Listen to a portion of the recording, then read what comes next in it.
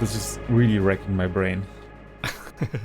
One day English, the next day German, then English again, then German again. Although it's good training. Just teach German. Honestly, at some point I probably should. Just would make my life so much easier. Because online I do everything in English basically. I read in English, I listen in English. But your work is in German? Well, sometimes not. I mean, at the workplace itself, yeah, sure. But like all the documentations are basically English. And sometimes we also have to do our presentations in English because international people. Yeah. So, and we do have some colleagues actually that mostly speak English. Like they try to learn German, but often enough, if they want to really bring something across or they have to talk a lot, they switch back to English because they just feel more secure in it.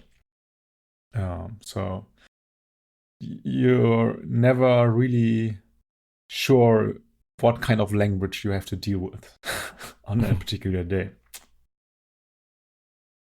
As long as it's just German and English, I manage. Yeah, I'm having problems with German already. It's work already. Especially high German is work. It's like talking in a way that you can understand me. It's more of an effort than just talking in English, I guess. Yeah.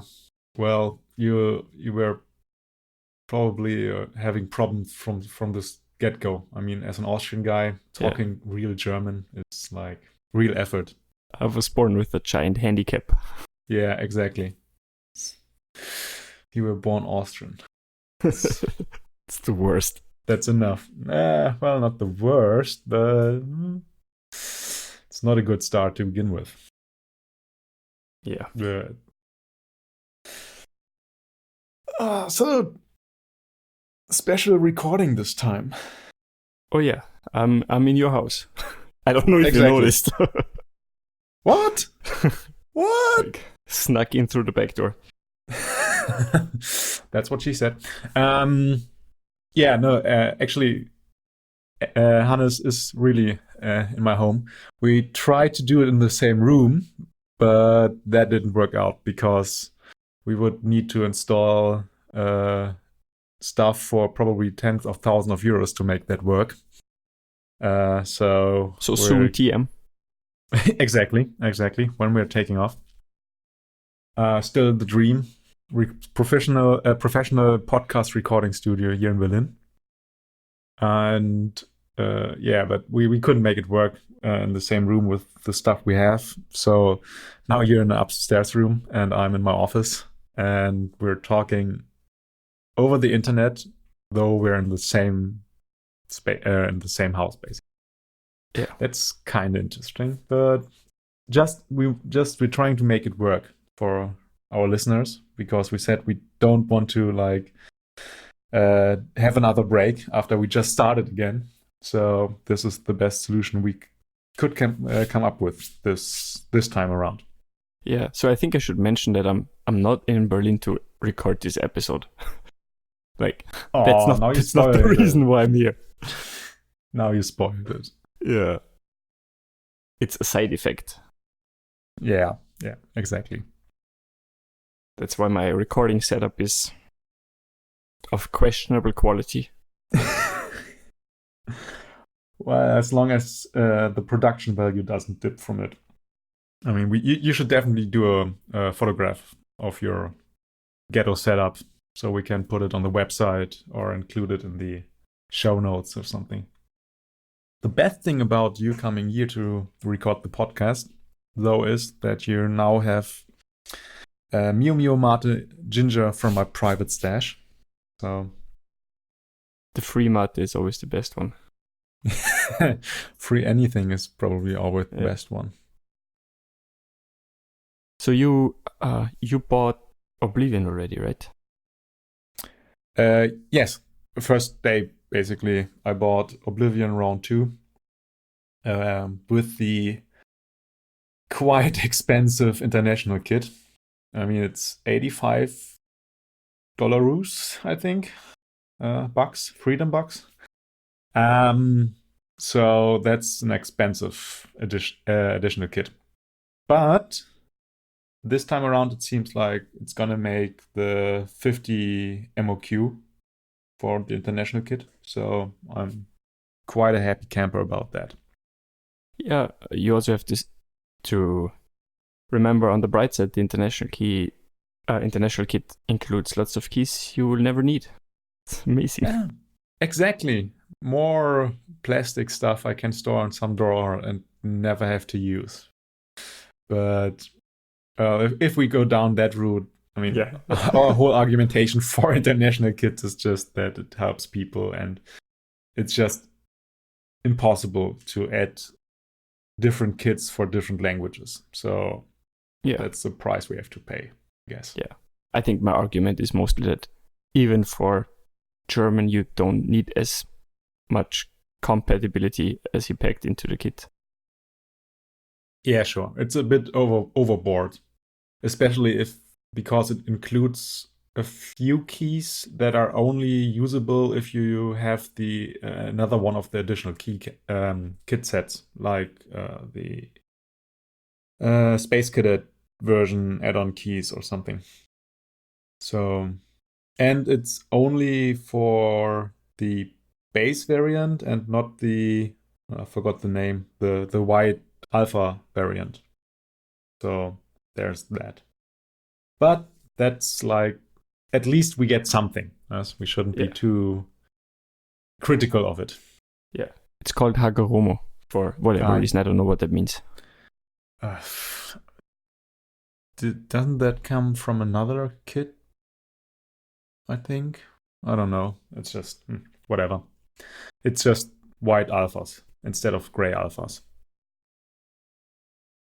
Or alpha color. Because not all the white keys are alphas. No. Anyways. Okay, so real-time follow-up. Hagoromo is a Japanese theater play about a swan. Interesting. So it's swan colored, I guess. I don't know. Maybe, yeah. Okay. Not sure what to do with this information, but yeah, maybe if it comes up in a pub quiz or Jeopardy or something. Yeah. Now you know. At a one time where they ask you what Hagoromo is in a pub quiz. There might be a time. Yeah. Yeah, so I still have to sell one keycap set before I want to buy Oblivion. You actually decided on which one you're trying to sell? Oh yeah, the black and white, EBBT black and white. Yeah, I still have that on my to-sale list too. Yeah. Especially now that I have GMK Minimal with the Norde add-on kit incoming. Yeah. Well, incoming at some point in the future. Yeah, I just didn't want to sell that GMK set because it has a Nordic kit support, so I don't know. Yeah. It's the first GMK set I would sell, but at the same time, I don't have to sell it yet, so I don't. Yeah, we should mention it's laser, so... Don't shame me. No, it's just like informational. I mean, it's a key set you probably won't put on any board you're actually going to use, but... Hey, I used my tier 60 a lot, actually. Okay, yeah, but... I don't have to look at it.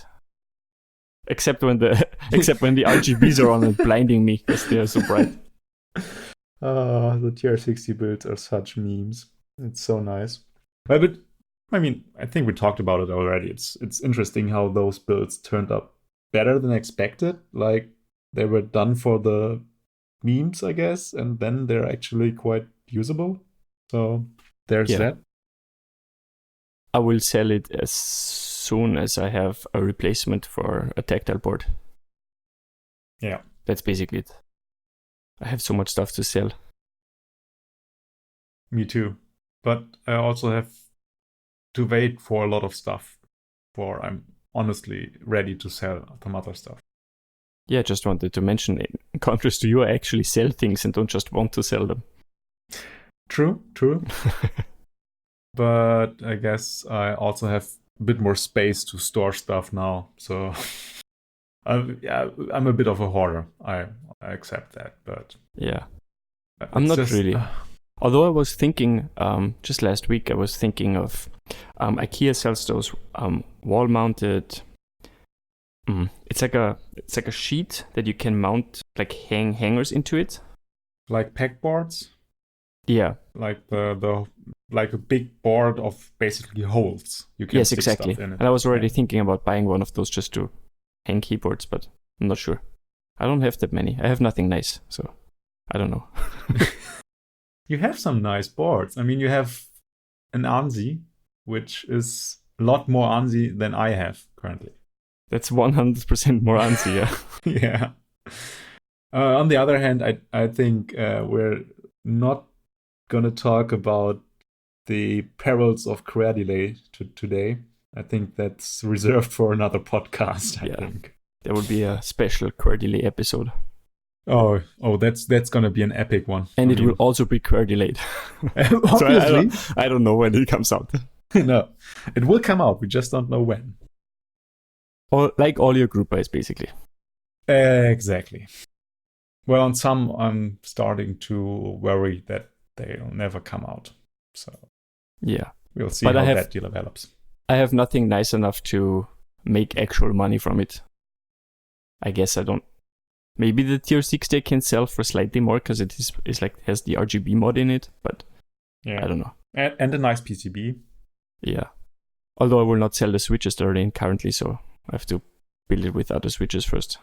Yeah, but I mean, with like the board PCB with the RGB mod pre-installed and stuff like that, that's can fetch a nice price for people that just don't want to do the mod. I'm pretty sure I will buy it. I'm pretty sure I will sell it built, just not with the switches that are in currently. Oh yeah, that makes sense. I mean, I have like phase or something still. Yeah, it's a good starter board, definitely. Yeah, and it is RGB, and it's I don't know. Yeah, it's loud. It's RGB. It's clacking Cologne famous. Yeah, exactly. It's yeah. It's dampened. Oh, right. Additional costs factor in. But I think I don't know how the market currently is for GMK laser. I think you could probably sell it higher. I'm not sure if I want to sell it with GMK laser though. No, not. I just meant in general. Like you said, you have nothing nice that you can sell for like at cost or even more to make a bit of money. Oh, you mean laser, potentially. Yeah, so I think if something in your possession that could be flipped, GMK laser might be the one with the highest potential. Actually, yes. If I want to maximize my potential income, I might want to wait until SA laser is shipped. You know, like the first wave of Reddit posts when everybody posts on Reddit their new key sets, and it's like going directly into this small time window might actually be worth it. Yeah, true. That could work out. Like people then, I just want this color scheme. I didn't get it, and you might even end up still cheaper than those guys selling off their SA kits. So, but still higher than what you paid for it. So, yeah, could make some money out of it. The only problem, in air quotes, basically could be that you want to sell it with the Nordic kit. So there's additional cost in there, and some people might just not be interested in it. Yeah, but then I would never ship it to somewhere. I mean, I know what you want to say, but me only wanting it to ship inside of Europe decreases the chance that somebody just wants the base kit. Because I will definitely not sell the Nordic kit by itself. Yeah, sure. I just mean like the interest in the set is could maybe a bit dampened by the fact that you want to include Nordic kit in it. But if you're saying like you won't ship outside of Europe anyways, so then that's just Maybe somebody wants a kit with Nordic kit because that's hard to find. yeah, sure. No, I mean if that's the other point. I'm just not sure how like the things weigh against each other. Like I think the interest in having GMK laser with an order kit is that just a higher potential than people interested in general GMK laser or not, whatever. I mean, if we had more sets, we could do like a comparison sale, I guess. But since we only have one set to experiment with, Yeah. we'll just have to see how it goes if you ever decide to sell it. Yeah, and honestly, I never sold a keycap set to somebody I didn't know. I think all my keycap set went to like people on Discord so far. Yeah, I think. Honestly, the stuff I have sold so far, which is not that much, but it's mostly Discord. True, because often enough you just like you know you're in a group or somewhere, just like hey, is somebody interested in this before I put it on Mac Market, and somebody comes along and then yeah, okay, I know you, and then you figure it out and it's done. Yeah, but the chance that that happens with laser is fairly low. Could be not. I don't know. Just like some people really want those kind of key sets. I mean, what's currently delivering? GMK Hamon? Yeah. I mean, that's totally not a key set for me. It's just not my colorway. I like nothing about it, basically. That's just my personal opinion. But in general, people seem to be really looking forward to it. And I think it will be another one of those sets where people are gonna flood Mac Market to either like, I want this or I'm selling this for, I don't know, double the original group buy price or something. Yeah. Might be another Samboman flip set, like Serica. Yep. His sets flip really nicely, I guess. That's true. Except Nautilus, maybe. The one that you have. Yes, exactly. The one I have. I still like Nautilus. So, but yeah, his recent sets have been very flippable, I think. Though I'm not too sure about what was the other one, GMK Chocolatier, I think. Yeah. A bit under the radar. Yes. But that's also brown, and I think it's just not a lot of people like brown sets. That's I true. for sure don't, so I don't know. At least, I mean, the S8 set was really popular. But I don't know. I think the GMK variant just didn't work somehow. I don't know. Yeah, that's interesting what key sets worked in SA that didn't work in GMK. I don't think there are a whole lot of keycap sets that did both and SA first. Yeah. I don't know, was Carbon SA first or was it GMK first? I think it was GMK, then SA, and then GMK again. Okay. From group wise. And okay, now we have SA laser. That's gonna be interesting. Yeah, but I did it the other way around. Yeah, sure. That's because there's also SA Nautilus and SA Olivia. But the SA Nautilus was like a limited private group buy, basically. So there are not that many sets in existence. No, and they also look different. Yeah, and that's what's gonna be interesting about SA Laser, the color matching, because I don't know if our listeners know that, but I think Mito went like a week or more from Brazil to Germany to meet with GMK and do the color matching because he wasn't happy with all the sample colors he got from them. So he went there himself and worked with them together to make the color matching exactly like he wanted it to. And I'm interested how this will work out for SA. So signature plastic. I mean, they have now the advantage that Me2 can just send them a bunch of like laser GMK set keys to. Yeah, but there's always been, I have the feeling like there always has been some differences in color matching between signature plastic and GMK. Yeah, I've honestly never seen. I don't think even on a meetup I've seen SA carbon and GMK carbon next to each other. That would actually No. be something interesting. Yeah. Because I think at Clark in Cologne there was both GMK carbon and SA carbon was there, just not next to each other, and I didn't consider Yeah. comparing them. Yeah. Because I mean, SA Nautilus is very obviously very different, and I don't think there are a whole lot of other sets that you could compare like easily. Yeah. Yeah.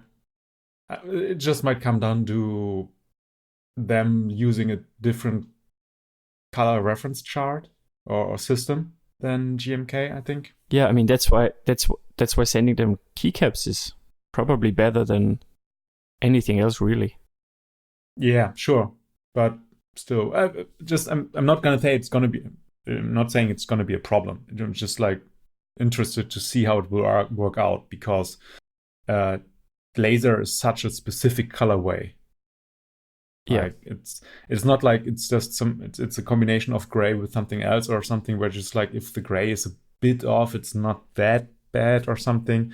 Just like the colors have to be quite precise for the set to work, I think. Yeah, you can see that on images. Like if you just look at photos of GMK laser, like it looks different in every photo. Basically, yes. So having a reference is, I guess, is just really hard. Yeah.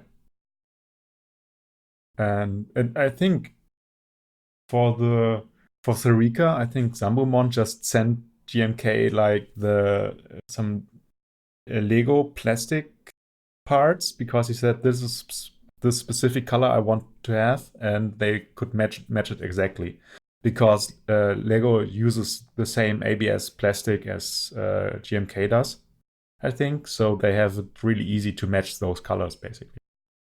Yeah, would be interesting how many suppliers are there for ABS. Yeah, because I think so. I don't know. This is pure speculation, but I think GMK just works with their ABS supplier on the colors. So I guess, yeah. I mean, they don't produce the plastic themselves, so yeah, exactly. So they just might have a really good relationship between their supplier and themselves to just create really accurate colors.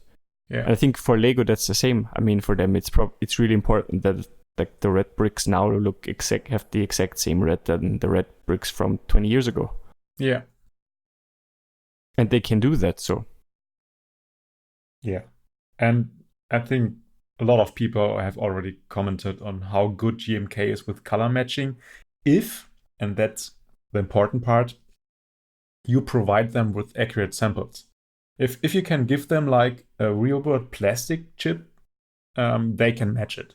If you can give them like at least something else real world, where you say this is the color I want, they can match it pretty accurately.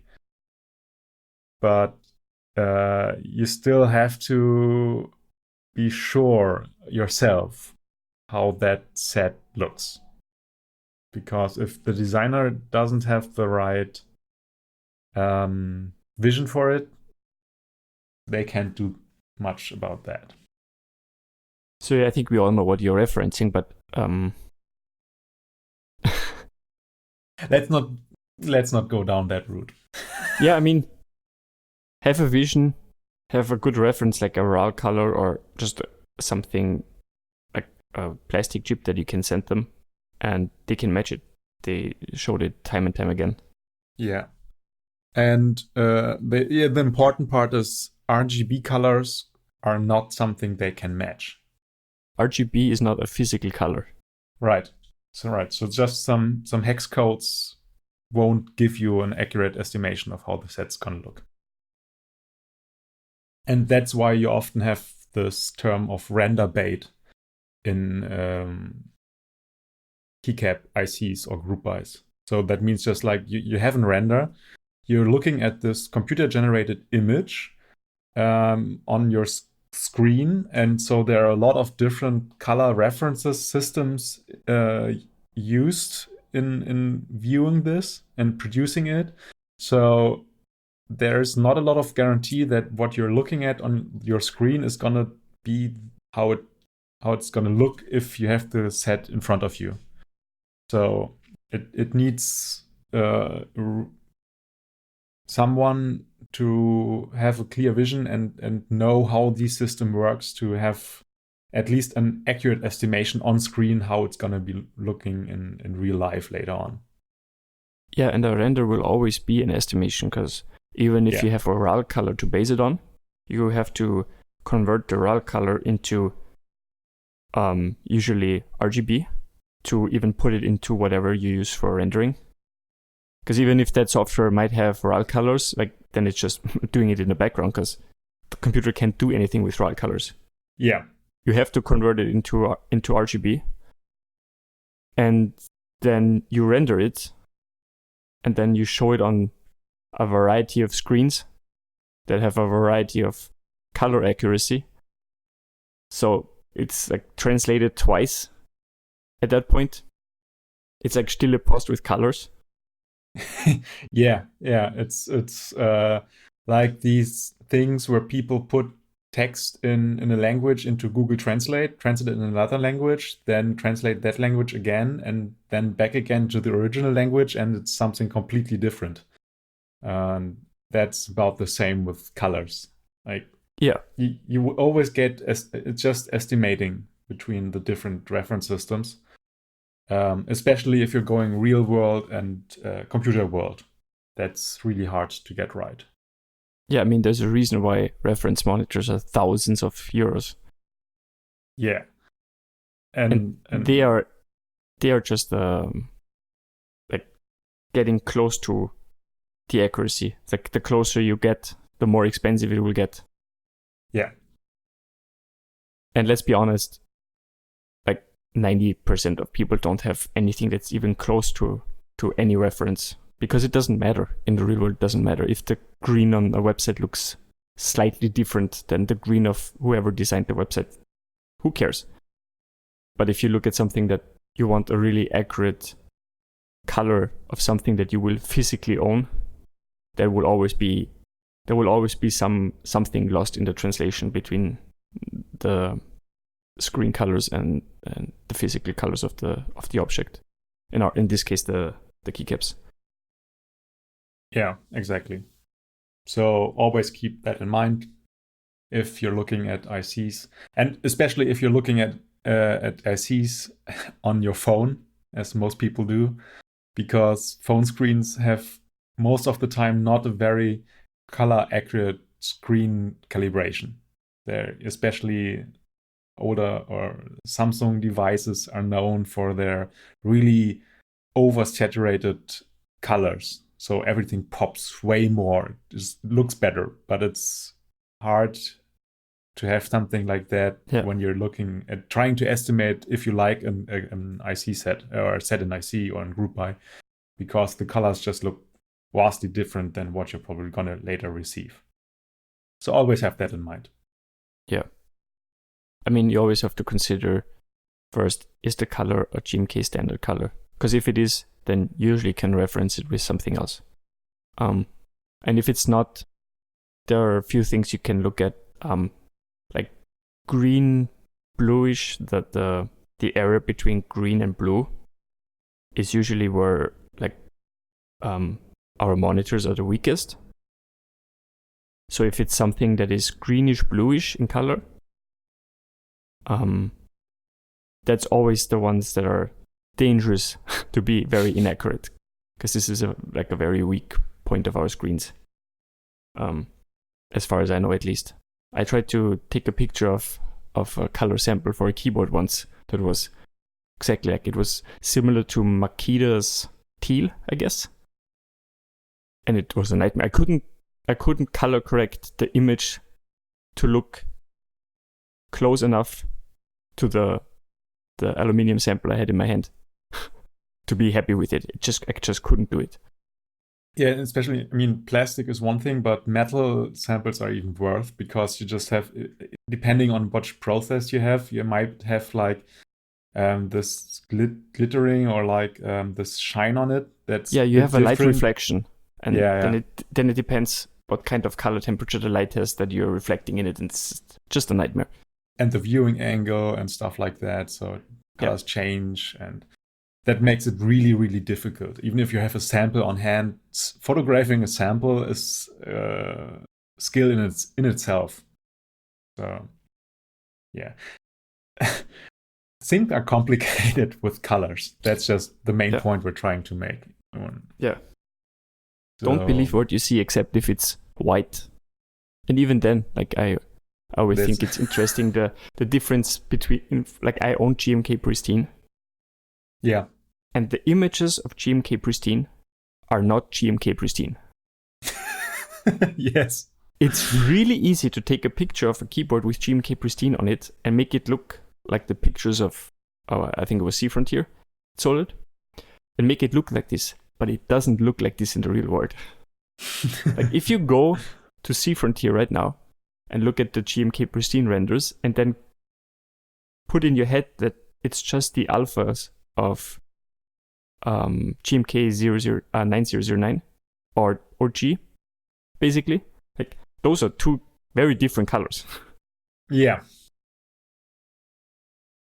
And I think we once tried at CIC to put GMK Pristine on my white TXCP because we thought the colors would match pretty much. But the white point was totally off on both of them. It just didn't work out at all. Yeah, and we thought it would work because the TX white is a bit warm. Yeah. And GMK Pristine is warm because it's GMK L9, but it was still warmer than the TX white. Yeah. It was still too beige for a white TX, and a white TX is not white. Exactly, and it was close, but that's like if it would have been better if it would have been farther apart between both of these white points, because it just looked immediately you recognized this is off and it's annoying. Like it's in that close enough space, but not close enough and not far enough. So it just didn't work at all. It was right in the Uncanny Valley. In this little area of colors that it's too close to work and too far away to work. Just it either has to be exact or it has to be more different than it was. Yeah, so like I had 9009 on my TXCP. That worked. I now have EBPT Grayscale, which is GMK muted colors from EBT. That works because those are just a bit cooler from the white point. But yeah, just Pristine didn't work at all. Yeah, I think That's really surprising. The monocolor, like the mods are the same color as the alphas. I think that didn't help either on this big of a keyboard. Yeah. I think it might work better on the TX60 than it does on the CP. We should have tried that Faxes board. True, but we were all lazy, so. Yeah, true. we were already changing like keycaps twice in half an hour or something, just like we're changing around and around, and all had to be prepared for the next day. So yeah, also what else we're gonna do at the next CSE, so exactly. We have to have plans for the next one. Exactly. Which hopefully is still this year. Might be. Still no news on that. Still no news on Mechanicon for this year. Yeah, but that was really close last year as well, so. Yeah.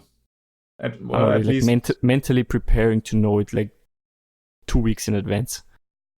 Yeah, but that's gonna make it a bit hard. Um, well, I just hope it works out. Yeah, because it would be nice to stay overnight again. It would be, yeah. But if it's 2 weeks in advance, I don't know how much was it last year. I think it was 3 weeks or 4 weeks in advance. Maximum of 4 weeks, I think. Yeah. It was enough to get rather cheap train tickets, but it was not enough to get a cheap hotel, I think, because I looked at that and I realized it would be because the train ticket would have been more expensive on the next day because it would have been a Sunday. And then you would have the added hotel costs, and then it was just too expensive. So Yeah. it's better to note these things in advance. So if you're going to run a meetup, make sure to announce it as soon as you can to help people, especially if you know that a lot of people from other countries might want to join.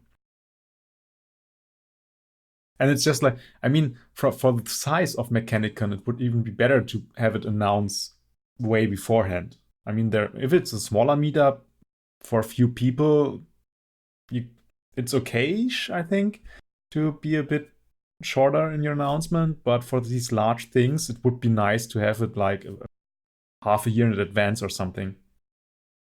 Just to make sure everyone has their travel plans laid out and stuff like that. Yeah. Especially because it's fairly easy to get to Frankfurt by airplane.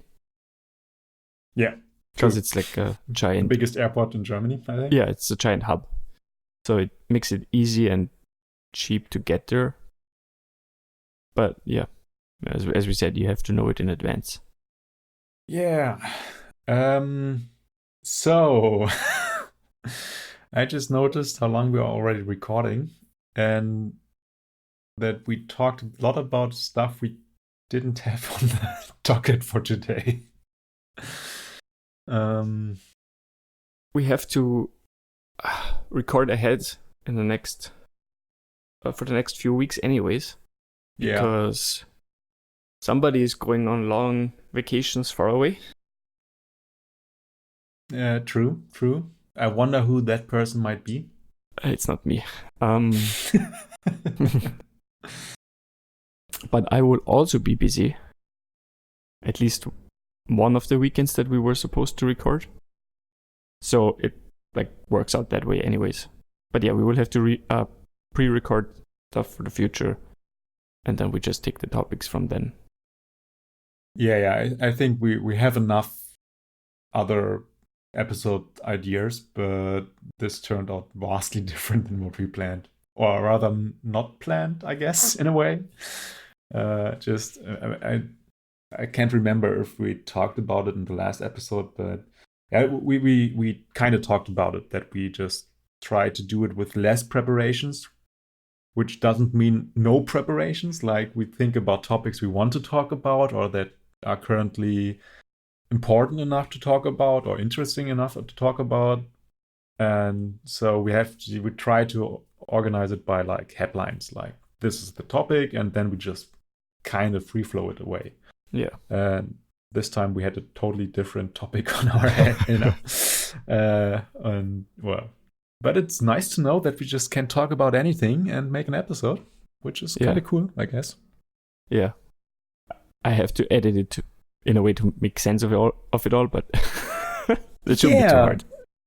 True. But on the other hand, I think I told you this already, but I kind of like this idea of a free-flowing, like just two guys talking podcast, because well, I mean, it's not going to be our every time thing. We still want to have like more in-depth episodes, maybe even longer episodes, to have our interviews. But I think this is like a nice way to talk about stuff you usually don't get to talk about. And I like listening to these kind of podcasts, like for instance, Hello Internet, which just like you feel like you're sitting down with friends and they're just talking and you're listening and you get nice stuff out of it. So Did you just call me a friend? I would never dare to do that. No.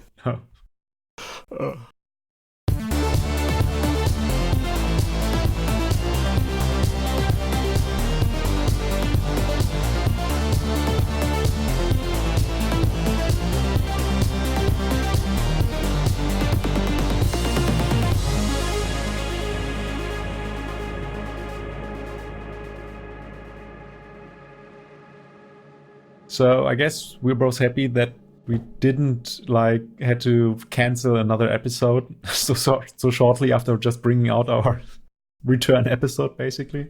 Yeah. Yeah, I think the next 2 episodes will be pre-recorded. We'll probably do this week or next week. Yeah, whenever we have time. Maybe we can do both episodes at once, or maybe we have to do it on 2 days. Yeah. You have to look into that. So you can go on vacation peacefully. Yeah, definitely. Check us out again, hopefully. Download our episodes. Subscribe to our podcast. Keep being subscribed, and we promise you we'll have at least 2 more episodes. After that, we'll have to see. Well then, until next time. Bye. Bye.